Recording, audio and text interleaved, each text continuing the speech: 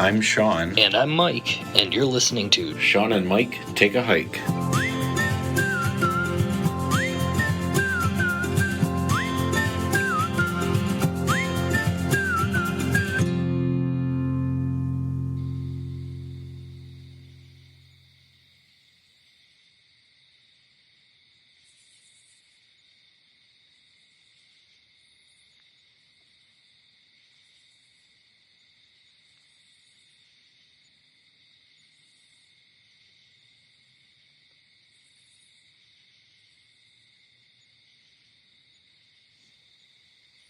Welcome to another episode of Shawn and Mike Take a Hike. What are we talking about today, Mike?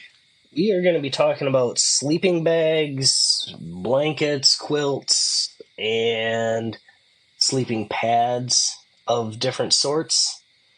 Okay. Sleeping comfort. Sleeping comfort. Okay. That works for me. Yeah. So, all right. So let's talk about that. So normally, man, I guess how do you get into it? What do we want to start with? Well, that's a damn good question. Let's talk about how you and I started. Yeah. Let's do it that way. Let's talk about how we started, and then we'll get to like where we're at today. Yeah. So when you and I started, Yep. I'm with you so we've said far. before, kind of the big thing that you get right off the bat is your backpack, right? And this is not about backpacks, but Right. it kind of plays in. So come along with me for a second. So you get a certain size backpack, and then you need to find sleeping covers and something to sleep on that fit in that pack. If you don't want to sleep on the ground, some people I'm sure just sleep right on the ground. I don't think there's many of them, but yeah, I'm not that kind of backpacker. I don't. I need a little bit of comfort. I'm not sleeping right on the ground. Right. I used to when I was car camping and had just a regular family style tent. Like I'd sleep right on the ground in that thing, but I was also in my late teens, early 20s. Like, no, I didn't always have some kind of an air mattress or anything like that. No. Yeah, no. We always had. I mean, even back when I was a kid, we had some sort of. Well, you want to know what we did when we were a kid? We would take pool floaties and inflate them and sleep on those. It's an air mattress. I mean, it works. Yeah. So, whatever. Do what you got to do. But so anyway, we've mentioned the website before, steepandcheap.com. Not a sponsor. But we're open to sponsorship. Steep and Cheap, if you're out there listening, feel free to reach out. But so I remember you and I went on, and because again, we didn't want to spend a shit ton of money. Right. So it was like, all right, what is on this website that would work for a sleeping bag? Yeah. And we kind of went that route. Yeah, and I think we found, I want to say it's a 20-degree bag. Might be it's a thick quilt, or a thick winter style camping. Like it's heavy duty.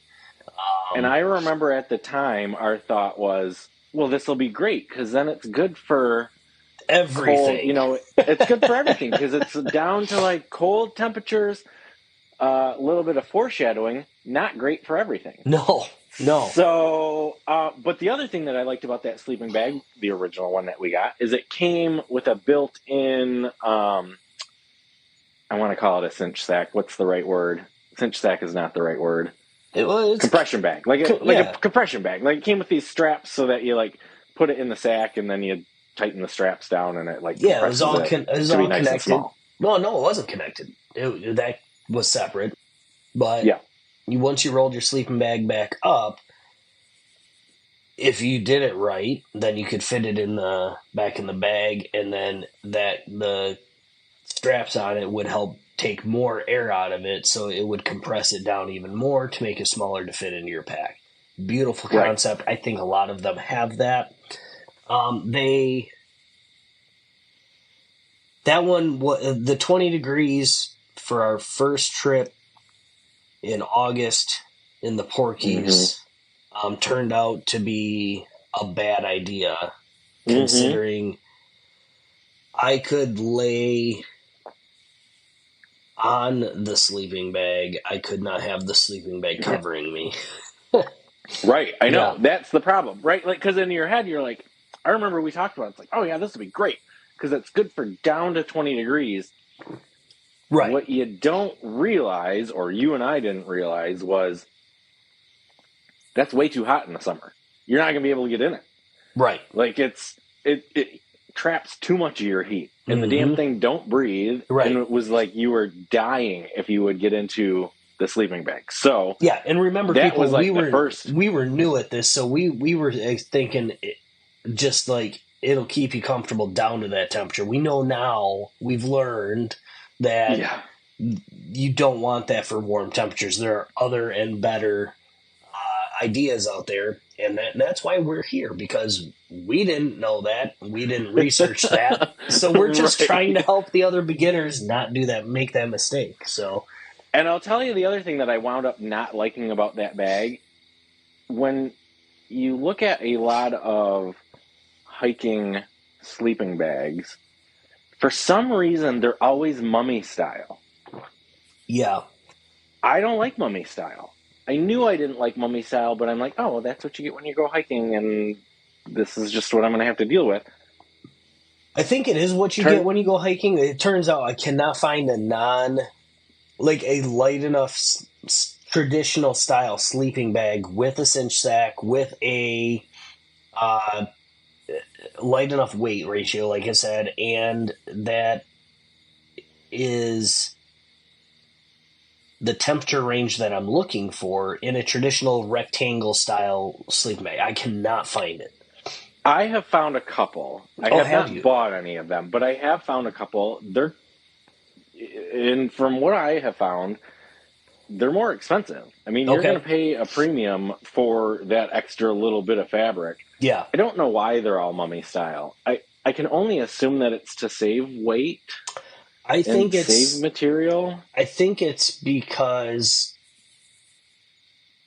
and no research into this whatsoever, but my personal opinion on it is I think it's because that holds your feet in, and feet temperature, especially in the cold, like keeping your feet warm is crucial. So I think having everything, because the foot part of the mummy bag does not unzip, that does not open up. Right. You get your feet That's in the there. Part I don't like is that it doesn't unzip. Right. I want a foot out. Well, I know you. What? And you need to run in your sleep. So. Yeah, I've got the restless leg. I can't fix that. I don't know what to tell you. Yeah, and again, everybody, I'm still fighting this cough, so you might hear the sniffles are drastically reduced. I feel anyway, but the coughs are still there, so I apologize in advance again. We'll try to cut as much out as we can cut out. Yeah, per the usual. You did great editing on that last one, by the way. Well, thank you. I appreciate that. So apparently there were a lot, and it did not come through in the edit. Good. But yeah, so back to sleeping bags. So that's what Mike and I started out with. Is we both bought these compressible hiking. I mean, the packs the bags that we bought say they're for hiking, and I assume again that that's like a weight thing, and that's what you're paying for. Why they're considered a hiking or backpacking sleeping bag, because they are fairly lightweight, but they trap way too much heat in for most of the year.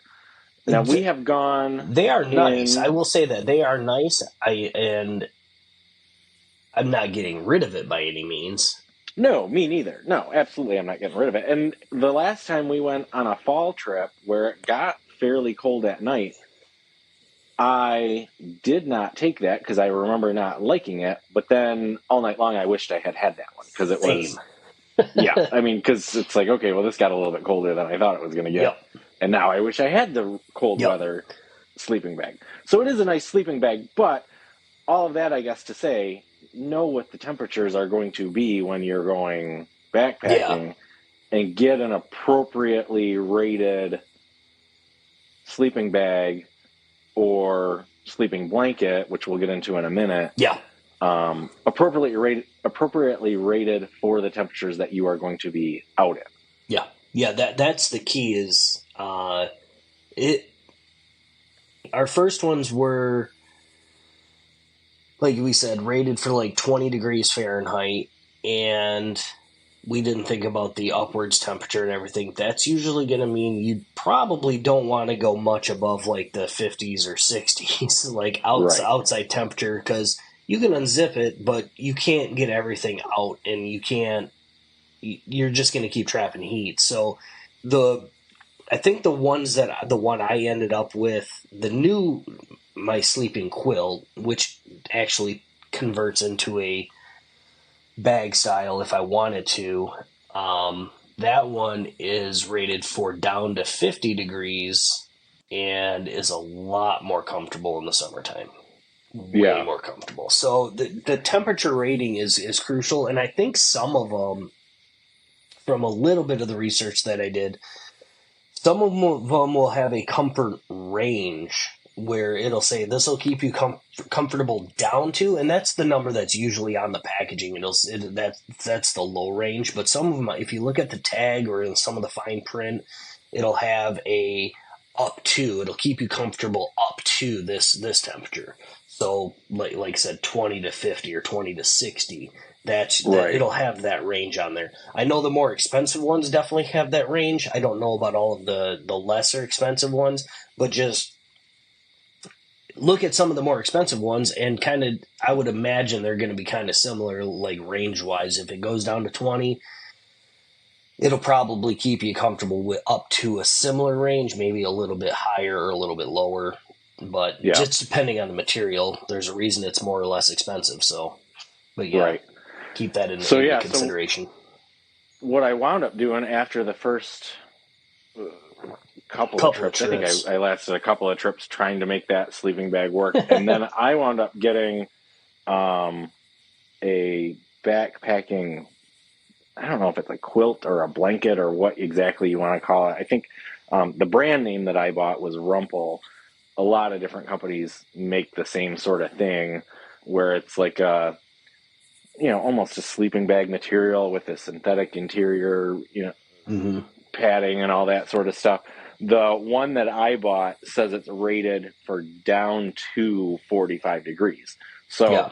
if we're going with like the comfort range, right, of roughly what you were saying a minute ago, I'm saying it's comfortable 45 to like 70 at Yeah. night, which I think is a pretty good range for the most times that we go when Yeah. we're hiking. Well, and the nice thing about the quilt or the blanket, whatever you want to call it, is that it's it's a blanket. It doesn't zip. Right. It doesn't. It can zip. It can button, I believe. I know mine can. Um, Yeah. but you don't have to. So if it is a warmer night and you don't necessarily want to sleep right on your sleeping pad or right on your tent floor or whatever, you've got that underneath you cushion Yeah. comfort, but you can take off whatever, however much of your body. Like Yeah. you could cover Right. your legs, but not your torso, or vice versa, and make your comfort level where you need it. So Right, and that's yeah, like you're saying. That's what I do with mine. Is I kind of make it into like a, like into a taco, and I get into it kind of like a sleeping bag you would get into. Mine right, doesn't have a zipper on it, but it does have little snaps, or I don't know if they're snaps or buttons. I can't remember. Where like you could theoretically kind of close it and make hmm, it into more of a sleeping bag. But that's what I like, is the versatility of the blanket. Of You can have as much or as little of you covered as you want to, a lot easier than you can with a sleeping bag. right, So that's what I actually really like, that blanket. And it makes it nicer if it does, if you're sitting up around a fire or something at night, it's a lot easier to grab your blanket and kind of wrap up in that a little bit, yeah, outside of your tent even, yeah. versus if you had like a sleeping bag, that's kind of harder to wrangle if you're not in the tent. Yeah, mine doesn't work out so well for that. This is Sean and I, when we first started, because we were researching together, we ended up with a lot of the same gear. Yeah. So this is actually where we differ. Uh, Probably this might be the only place that we differ in some of our gear at the moment. But Hmm. my sleeping bag, well, my sleeping quilt, is a little bit different, to where it wouldn't necessarily work out so well outside of my tent because it still has that foot holding area. So it's Okay. still, and it's still, but it folds like a taco. So you can, and it has I'm going to say a loop with like a little plastic grommet that you kind of fasten in there Yep. type of a Yep. deal. So it it will let you close it around yourself if you want that sort of thing, but it's again, I would say it's down to 40 or 45 or 50 degrees comfort Mm-hmm. level, and you just have that freedom. My feet are always in there, but it's not as deep as the mummy bag, so if I want to stick a foot out, I still can, but it still has that enclosed area, so it's not just a blanket type thing to Yeah. where I wouldn't necessarily take it out like to sit around the fire with it. But I've got a jacket, or I've got whatever, a long sleeve T-shirt if I need it. So So then, did yours come with some sort of cinch sack type yep. thing, or did you buy? Nope, it basically has the same deal as our sleeping bags. It's got the little cinch sack that's built for it. It's got the 4 straps that you tighten around it to compress all the air out of it, and it's slightly smaller. I thought when I bought it, being that it was a different material and that it was a higher temperature rating, that it would be a lot smaller. It's Yeah. not. It's not a lot smaller. Okay. And that's what I wouldn't say that the blanket that I have, I would not say it's a lot smaller than my mummy bag that I bought. Right. And the other thing that I don't love about the one that I bought is it does have like you roll it up and stick it into this sleeve, but then there's no cinch stuff around it. So like you can't Okay. it doesn't have like a cinch sack. Like it's a little bag that you put it in, so it keeps it rolled up and everything. But you can't tighten it down to like compress it even Oh, more. okay. So I have been thinking about maybe getting just a off Amazon or whatever, just a cinch sack that I Right. could then put that in to try to make it take up less space. I mean, you can really shove it into Well, the bottom of your bag and then put stuff on top of it, I and was it gonna doesn't take up a say lot of extra room. it'll compress But as I it needs to. think, yeah, and that's the thing. I mean, it's not like I'm running out of space in my bag, Right. so it hasn't really been an Yeah. issue. But that is the only thing that I don't like about my blanket is that it doesn't really have a method to cinch itself down for packing. Yeah, and that, like you said, it's not a problem, but it's a desire. Like it leaves a lot to be desired when it doesn't have that. And there are certain Yeah, things you find in your pack that you're just like, well, if I could just cinch this down a little bit further, it will cinch right. down. It'll fit in there, but like it would just be easier if it just came that way. Yeah, right. You know. Exactly. So Um, so yeah, so that's like what we do for sleeping bag slash sleeping yep. blanket slash sleeping quilt. Yeah, Um, the only thing I would add to that, I mean, I assume we're probably going to be moving on to the sleeping pad area here I mean, pretty unless you got quick. more to say, I was by all just, means, add more if you yeah, I got was more. just going to say, just pay attention to the packed size when you look at it. If you're looking at it online or you're looking at it at the store, read on there. It'll have like your dimensions of when it's packed and when it's unpacked, what like overall to how it fits in your tent. But pay attention to the packed size to make sure it fits into your pack or the way that you want it to fit in your pack. And almost more importantly, pay attention to the weight of it. Some of them can get pretty hefty because they are not a down or they're not a synthetic. They are a full cotton or full whatever else is out there Yeah, blend. And they probably do a damn good job keeping you warm in the really cold temperatures, but they're going to add the weight too. So just pay attention yeah. to that, and you'll be all good. And the only other thing that I guess, I mean, just speaking of size, whatever size you get, whether it's like we were talking about the traditional rectangular sleeping bags or whatever, which if I were to buy another sleeping bag, that's probably the type that I will wind up getting as a Yeah. regular rectangle one. But pay attention if it fits inside your tent. Yeah. Oh, true. I Yeah. mean, the insides of these tents are not big. I mean, you and I both have single person tents. Yeah. You do kind of got to pay attention on whether Mm-hmm. the stupid thing is even going to fit in the tent because these tents are so small. Yeah.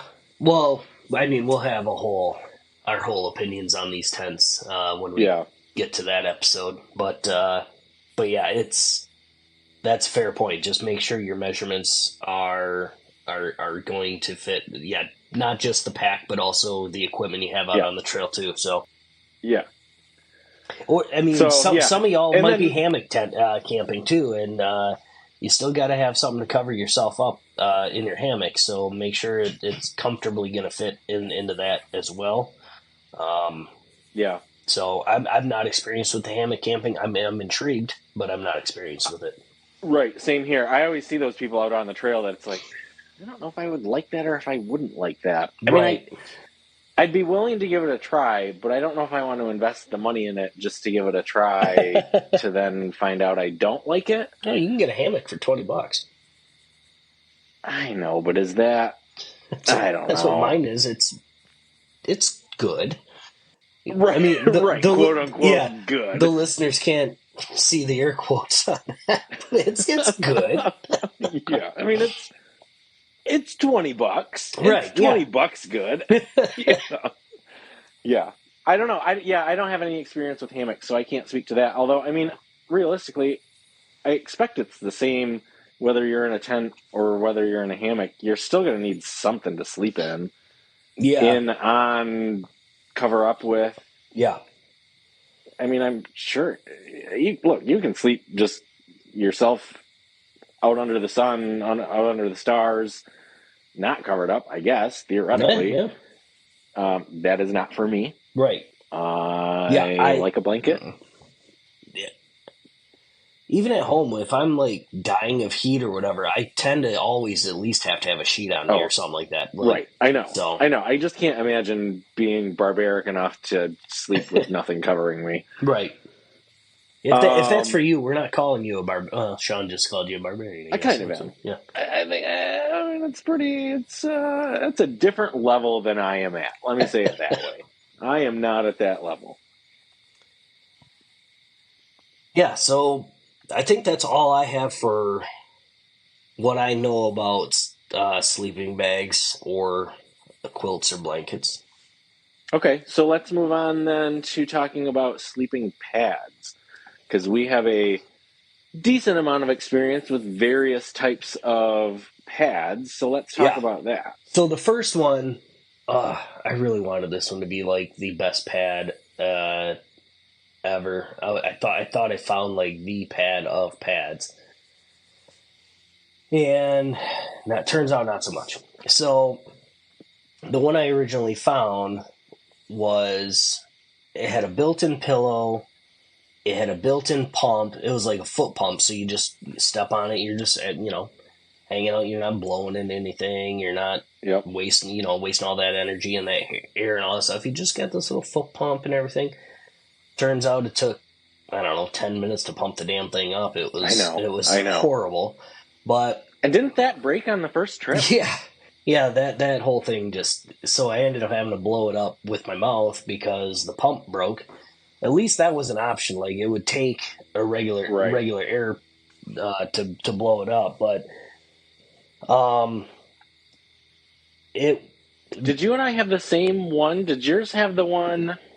Because I had one when we started out too, that it was an air mattress with a built-in pillow and a built-in pump, but my pump was in the pillow. Was your pump in the pillow? My pump was on the pillow. Was yours orange?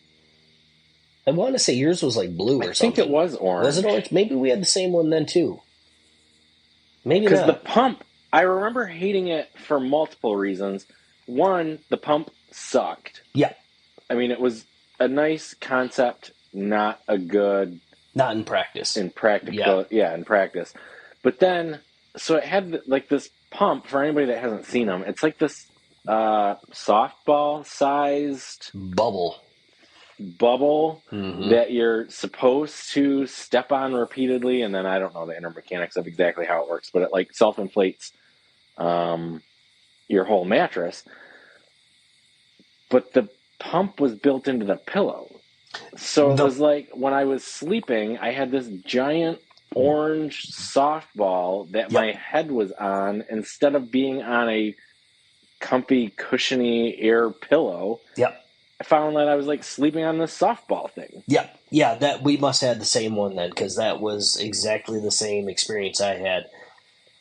So the pump was right on the pillow. The I'm going to call it the dream because I can't think of anything else. The valve, Yeah. the valve. There we go. Opening was right next to the pump, and Yep. so you had all of this hard plastic and softball size stuff like right where you're putting your head for the night. Yeah. Put that at the foot. Why was that not at the foot? Why wasn't it at the foot? Why wasn't it underneath? Why wasn't it just? It could have been in so many better places.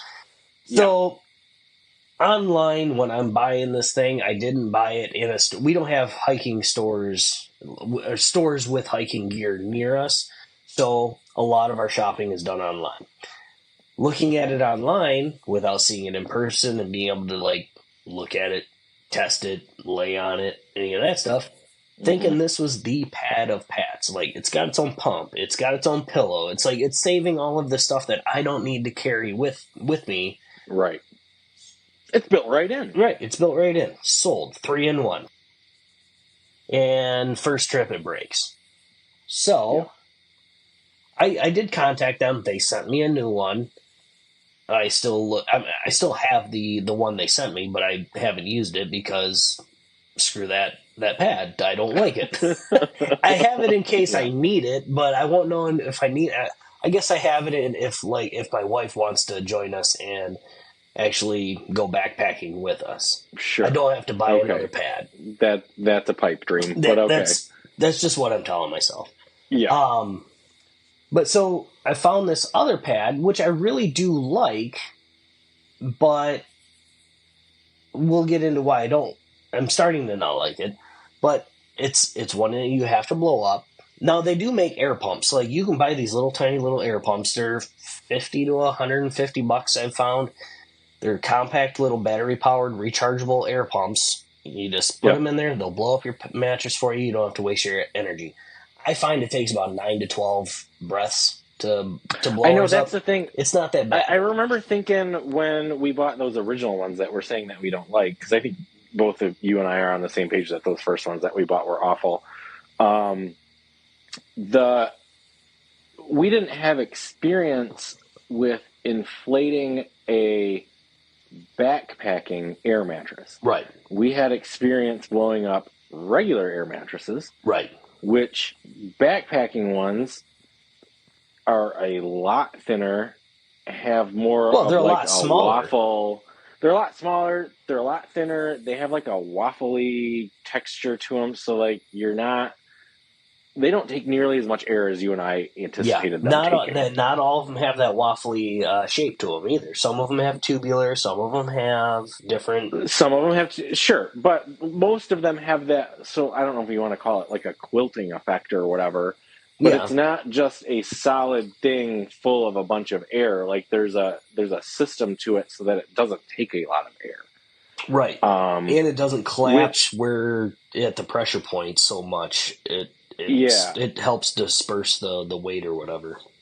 Right. So that's a good thing and a bad thing. But yeah, I mean, we bought these ones with these pumps because we were used to like, oh my God, that's going to take so much time to sit there and blow up. Well, it turns out, depending on the one you get, of course, absolutely, but most of them that are designated for backpacking that have this quilting effect to them, they really don't take that much air. Right. Like you were saying, like 9 to 12 deep breaths. Yeah. And the thing is blown up. Yeah. So.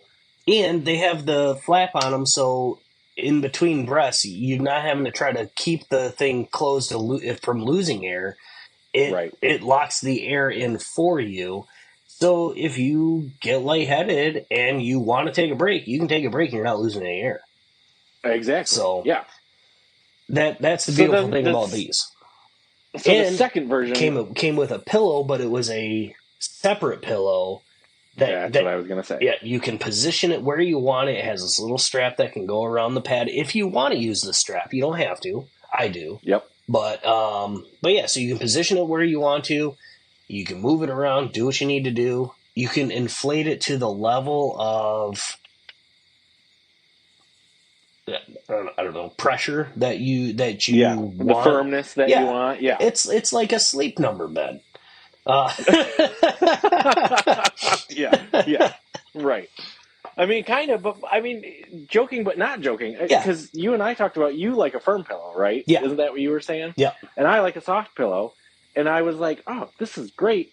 Because again, with that first one, the pillow was built in to the actual pad.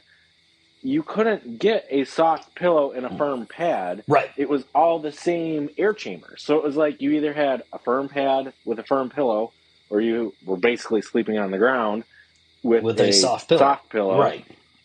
Where with this like current system that you and I use, you get the pad, however much inflation you want. Right. And then you get separately from that a whole separate inflatable pillow. I mean, it's not like bedroom pillow size like you're used to with your house. It's like a little mini travel pillow size. Nothing. But Nothing is bedroom size. You're in a freaking single person tent. Well, I mean, I get that, but I don't want people thinking it's a giant pillow. I think that's a fair thing to point out. Okay, fair So enough. anyway, so I like a soft pillow, so I just don't inflate mine all the way. And on top of that, because I'm a side sleeper, I can kind of get my arm underneath the pillow. Yeah. It's awesome. The whole system is great. The only thing that I don't like about it is it uric? Maybe it's just me. Maybe I sleep weird. I don't know. Maybe I plop down too hard. Like I've popped it a couple of times already. I haven't popped mine, but it's an air mattress, so as the temperature drops at night, so the pressure in the sleeping pad, it loses pressure, so you are sleeping on a softer surface from when you blew it up in the middle of the afternoon, type of thing. It is an air mattress. Air mattresses lose air, so you are going to have to blow it up. If you're staying at multiple nights in one spot, you're going to want to blow it up every damn day.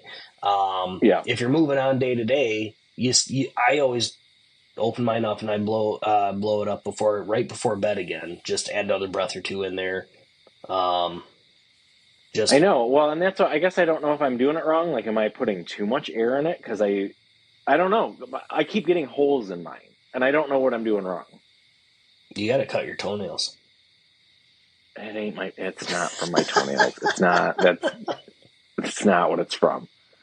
I mean, I'm fairly positive that's not what it's from, but it could be that. I blow mine up as basically until it's at its peak. It's like firm, yeah, right? Yeah, it's at its peak. It's right. Not. I can't get any more in there. So that's what I do. I don't know if you're plopping down too hard or whatever and just bursting it, but I guess if you were bursting it, like it would just be deflated like right away. I would think, right? And you can still blow it up the next day. Yeah. So it's just got to slowly lose air. So I don't know. So at the end of the day, I'm not super crazy about it. I like the pillow. I like the system. Like the actual air mattress is nice when it starts, but then by the morning it's not so great. So and I also love the old one was like huge because of that bubble, because of the pillow built in. Was super huge. I'm not going to say huge, but it was a big thing to put in your pack when you were trying to get things packed up. This one, being that it's separate pieces, packs up a lot smaller and a lot lighter. Right, and I don't have that pump, that stupid softball-sized pump thing that was in that original one. That's what took up most of the space. Yeah, so that's what I really like about it. Now, like I said, it loses air because it's an air mattress. Yours loses air because you're doing it wrong. So apparently, they lose air. I've never seen an air mattress that lasts days without, or like lasts overnight without losing some air. So I've just never seen one. Right. So that's the downfall that we found with that. So because of that, we haven't purchased one yet, but because of the leakage or whatever with the air mattresses, we are looking at finding foam pads. For sure. Before next year, I will have a foam pad. Depending on what you buy, I mean they're bigger, they're bulkier. Yep, they are 100%. Potentially, they are heavier because they are bigger and bulkier. But Yep. foam pads tend to be pretty lightweight, and most of them, if you have a regular yoga mat, about a 3/4 inch thick yoga mat, that's about what they are. Um, I'm, I'm assuming our listeners do yoga. I know. Um, Yeah, right. I know. You've seen a yoga mat. I mean, everybody's seen what a yoga yeah. mat looks like. So I know. That's the only thing that I don't know is like, because the foam ones, they kind of come in, I'm going to say two different styles, and you can correct me if you have a different opinion, Mike, but you basically have the ones that fold up like an accordion, yep. Yeah. or you have ones that roll up like a yoga mat. Right. And Yeah. I don't really know which style I'm going to wind up going with. I like the idea of the roll up ones mainly for the portability of them, because the ones that go like an accordion, I just don't feel like they go down small enough. I have seen them out on the trail. People have them Yep. hanging from the bottom of their backpack. So clearly people use them. So from what I've seen on the trail with the ones that are the accordion style or the fold up ones, whatever, I've noticed that they also have little humps on them, like an egg carton Yeah. type of deal. Yep. So that's to alleviate pressure. They can make them a little bit smaller, and I think that they're a little bit more lightweight. And what I'm leaning towards that style personally, and the reason is yoga mat, you unroll it, it has that roll memory in it. For sure. Absolutely it does. So that's where I'm leaning at. The accordion style, they've got the hinge or the little fold there. Yep. So you unfold it, it's just flat. So you're not fighting with it at night, or you're not fighting with it setting it up, trying to get it unrolled in your tent. You got to keep in mind, you got to unroll that thing in your tent and try to get it where you want it. So I'm leaning towards the accordion style. Just for those reasons right there. Yeah, and that makes sense. I guess in my head, and having no experience with actually doing it, so this is all, I'm making all of this up. But in my head, the memory from the roll, I feel like if you put a sleeping blanket, quilt, bag, whatever on top of that, I feel like that would hold it down enough. And usually you and I are not getting to camp, setting up, and immediately going to bed. So I feel like there would be time for that memory to relax a little. And you can flip it over and back roll it and take some of that memory out. So there are ways to kind of do that. So yeah, you're not wrong. Yeah, I guess when it comes time to when I'm actually going to purchase or whatever, I'm going to look at the weight for one. Yeah. So, and that's going to be a thing where now I got to figure out where to put it too. I mean, it's going to revamp the way we do our packs too. So, and that, I know. It comes back to how to pack your pack type of a deal. I know. Which we'll talked about a couple episodes ago. We talked about maybe talking about how we pack our packs, just to give people ideas on what we do. But everybody that I have seen with that accordion style, fold back and forth, waffly, whatever you want to call that style that you're talking about. Mm-hmm. Everyone that I have seen with that style out on the trail has that attached at the bottom of their pack through those loops that you and I currently use to do our tents. Right.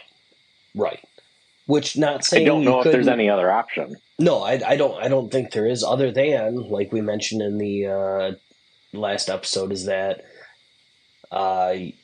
we've got that little lid, the lid for the packs. You could put it under there, or you could move the tent up there. Usually you want your lighter weight stuff towards the top. You want more of your heavier stuff centralized. The tent, I would imagine, is heavier than, the tent's pretty lightweight, but I would imagine it's heavier than the sleeping pad. So, yeah, I don't know. We'll have to look into it. No way to know. Probably should have done our research before we started recording this. Who does that, though?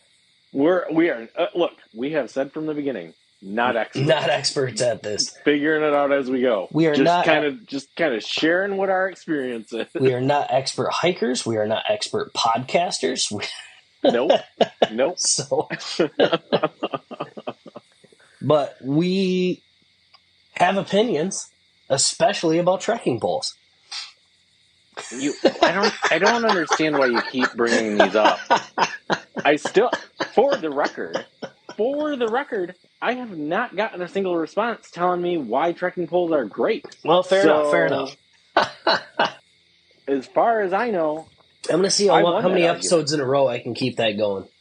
Let's not. Keep bringing up trekking poles. That's the recurring theme from all these. Yeah. But yeah, I mean, I think that's all as far as your like pad options go, right? I mean, clearly you could have no pad. And then I do know that there's specific pads for hammocks too. Yep. And we said, we don't have experience with hammocks, so I can't really get into exactly. Right. I would definitely. You've done a little bit of research. Do you know? I haven't done a lot of research. I happen to have a hammock with a bug net on it, so the option is there for me. I know that just from setting that hammock up when we're glamping, if there's a breeze at all, that material does not block that breeze.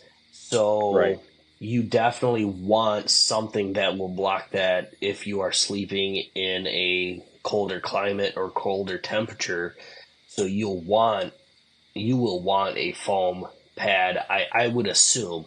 I wouldn't think, because the air mattress style would still block the wind per se, but it's not going to deflect the temperature so much and hold on to your body heat. So if it's a little bit colder, I would definitely go with some kind of a foam or whatever they recommend for a hammock style, cold weather hammock style camping at that point. I would say if anybody out there listening to this has extensive experience with hammock sleeping while you're backpacking, we'd love your input on that, and we'd be happy to share your input on a future episode if you have anything to add to that, because I just don't have a lot of experience or any experience with that, so I don't know, and would love to hear somebody's take on that if anybody is interested in writing in. And we don't even have to just read your email. We could have you do a voice memo or a voice record, and you could send it in, and we can just cut to you, and you could have your own little take on it. You could be part of the podcast. There you go. There's your chance, everybody. I mean, if anybody has any input on anything about that, we'd love to hear your input. Shawn Mike Hike at gmail.com. Send a voice memo, send an email, whatever you want to do. Yep. We'd love to hear the input. Realistically, I would love to hear it just for personal reasons, not even podcast related. Like, I would just love to know. Yeah. Do you love hammock camp? Backpacking, and why? Have you done both, and do you prefer one over the other, and why? Yeah. Like I said, I have a hammock. It is a lot smaller than my tent, so theoretically that can go in my pack, and my sleeping pad could go underneath or whatever. There's different options there. So write in and let us know, or like I said, send us a voice memo or something, or on all the socials, just send us a message, leave us a comment, do something. So do we want to recap real quick? So make sure when you're looking at coverings, blankets, sleeping bags, whatever you want to use, check the temperature rating. I think that was the big lesson that you and I learned, was check the temperature rating and get an appropriately rated one. Temperature rating, and secondly, definitely kind of do your pros and cons, weigh your do the weight and the temperature rating. If you can, if it's a little bit on the warm side, but it's a lot lighter, weigh that out.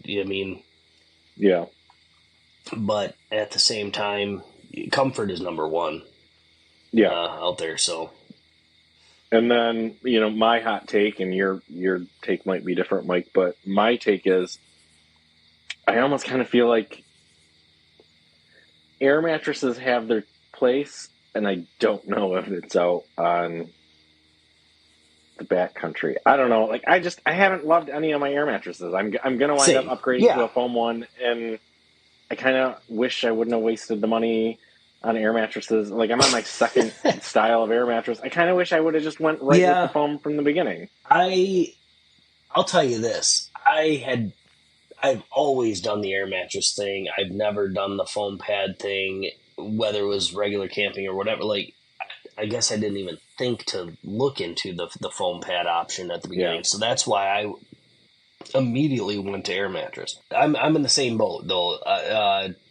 Air mattresses are fine. They are inexpensive. So They are inexpensive and they do pack down really small. So like I get they the have appeal they of them. have their pros, but the comfort level at the end of the day, when you get up to pee at 2 a.m. or whatever, and you go back to get on your air mattress, and you realize I'm basically sleeping on the ground. Yeah, because it lost now that much here's air. the other thing. Here's the other thing that I'll say about air mattresses, though, and take this for what it's worth, everybody. I've also been buying cheap ones. Well, let's be honest. Fair. I'm buying inexpensive ones. So maybe if I were to buy, because I have seen air mattresses that are expensive. Yeah. Maybe the expensive ones are really nice. Yeah, I think I'm willing to try a cheap foam pad first. That's kind of where I'm at. I feel like I'm right. Yeah, right. I know. I don't know if I want to spend $100 on an air mattress. I don't know. Well, I mean, realistically, look at it this way. You and I, for the most part, spend. I'm just gonna throw this out there. We don't hike a lot or as much as I would like to. We spend maybe 7 nights out on the trail a year. Yeah.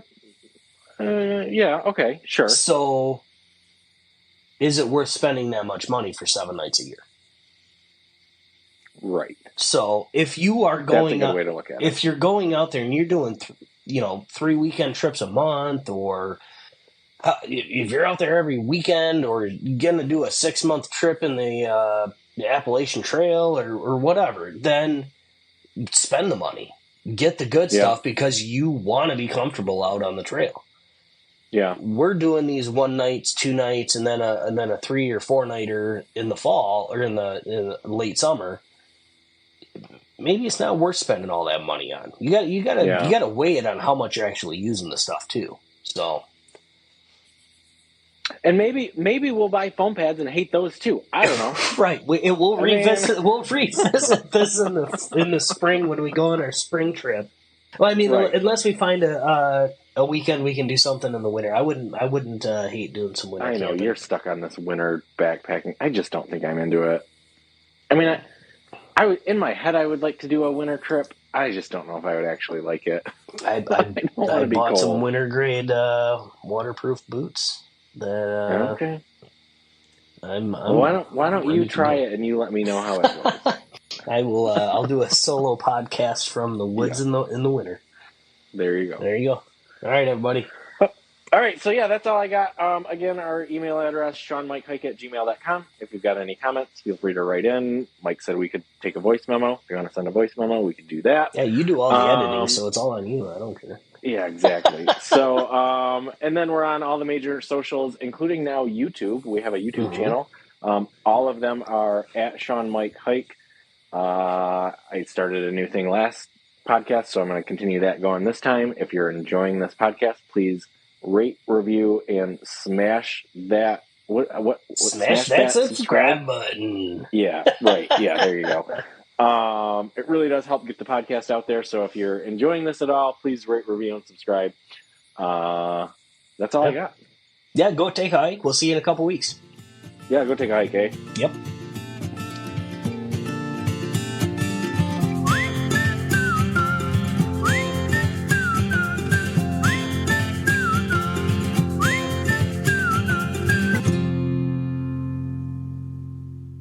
It's built right in.